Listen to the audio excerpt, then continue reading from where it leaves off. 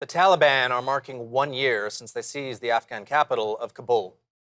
The rapid takeover triggered a hasty escape of the nation's Western backed leaders, sent the economy into a tailspin, and has fundamentally transformed the country. On Monday, Taliban victory parades were reported around Kabul. A year after that dramatic day, much has changed in Afghanistan. The former insurgents struggle to govern and remain internationally isolated. The economic downturn has driven millions more Afghans into poverty and even hunger as the flow of foreign aid slows to a trickle. With us to discuss the situation is Mr. Bill Roggio, Senior Fellow at the Foundation for Defense of Democracies and editor of FDD's Long War Journal. Sir, welcome to Forum Daily. Thank you very much for having me. So a year on now, can you remind viewers of the events that led up to the withdrawal from Afghanistan? Yes, the downfall began with President Trump's decision to negotiate with and cut a deal with the Taliban. It was a terrible deal. This problem is decades in the making. Once President Obama decided that U.S. policy was to essentially leave Afghanistan, U.S. policymakers have been determined to make that happen. President Obama wanted out, President Trump wanted out, and President Biden actually pulled the trigger on that. So this deal greatly weakened the Afghan government and the Afghan military, but it was still salvageable. But President Biden on April 13, 2021, decided to announce the withdrawal. And it wasn't just the fact that he announced that he was leaving. It was the way that the withdrawal was executed. The U.S. left within 3.5 months of the announcement of the withdrawal. There were no plans in place to help prop up the Afghan government, to give it time to adjust to the new realities of life without the United States. The Afghan government essentially needed to reorganize itself. It needed to abandon areas, particularly in the south and east, that were destined to be overrun by the Taliban, and basically set up a rump government, or call it Northern Alliance 2.0, that could have been supported by the U.S. if the U.S. had slow rolled that withdrawal and given the Afghan the time and space that they needed, set up air bases for them, set up the capability for maintenance for the aircraft, which they were wholly dependent on in fighting.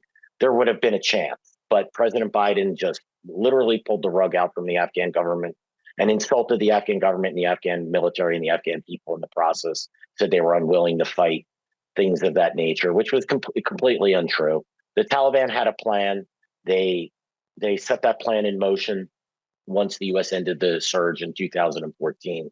And all the conditions were there for them to get a quick end to this. What we witnessed last spring, summer was merely the final nails in the coffin of Afghanistan. But it didn't have to happen like that. President Biden's decision to leave in the manner that he did doomed the Afghans to the fate of being under the thumb of the Taliban.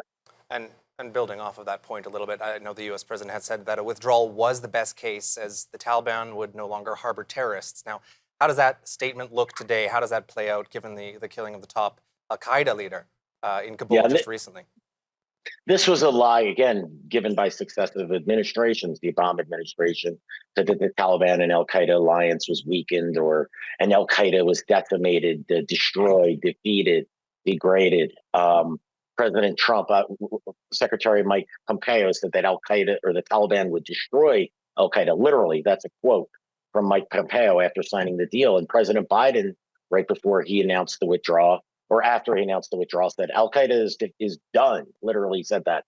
And there's no reason to be there. And yet, less than a year later, the head of al-Qaeda is sheltering in Kabul under the protection of one of the two deputy leaders of the Taliban, emirs of the Taliban, who also serves as the group's or the government's interior ministry. There are other al-Qaeda leaders and operatives there, far more than this administration claims. Al-Qaeda can't be done, and then al-Qaeda's top leader is sheltering in Kabul under the protection of the Taliban at the same time.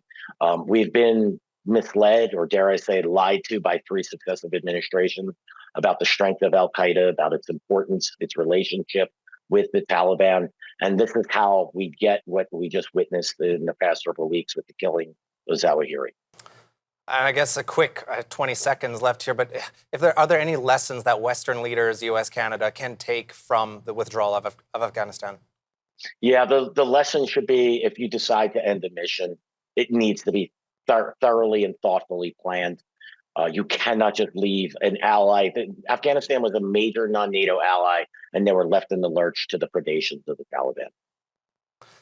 Well, thank you for that, Mr. Roggio. Some challenging words and a challenging time, and we'll definitely keep monitoring the situation in the country as we continue to move on in the future. Again, that was Mr. Bill Roggio from Foundation for Defense of Democracies. Thank you for joining us. Thank you.